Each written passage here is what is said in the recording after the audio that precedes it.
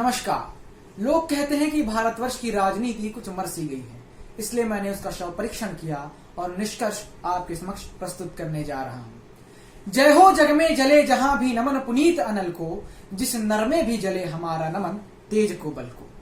जैसा कि हमें विदित है कि भारत एक विशालकाय देश है जो कि प्राचीन काल से ही स्वयं में समाहित भिन्नताओं के कारण प्रचलित रहा है, परंतु इतनी सांस्कृतिक एवं भौगोलिक भिन्नता होने के बावजूद भी आज हमारा भारत देश अनेकता में एकता का रूप बनकर खड़ा हुआ है। और इस एकता के गूढ़ रहस्य को हम जानने का प्रयत्न करें तो हम अवगत होंगे कुछ ऐसे सशक्त आधार स्तंभों से जिन्होंने भारतवर्ष की कार्य कुशलता को सदैव ही मार्गदर्शित करते हुए सफलता का बोध कराया है।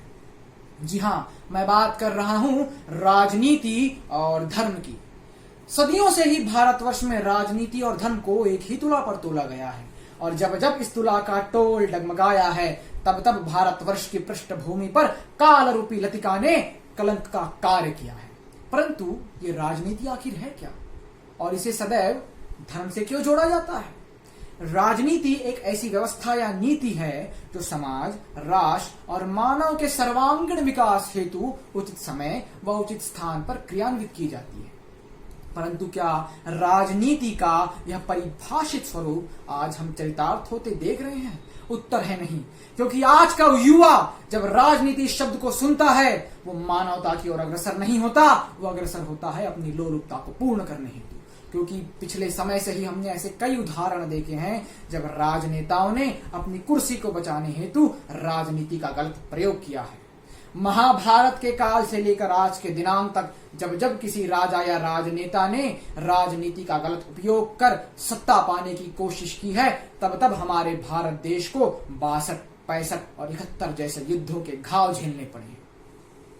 आज का नेता क्या कर रहा है? वोट बैंक की राजनीति, दलितों को आरक्षण देकर हमारे बीच फूट पैदा करने की कोशिश करता है। दोस्तों, कटु है पर सत्य है जरूर बोलूंगा, जब तक हमारा भारत देश एक विकलांग के भांति आरक्षण की बैसाखी नहीं छोड़ देता तब तक हमारे भारत देश का विकास असंभव है।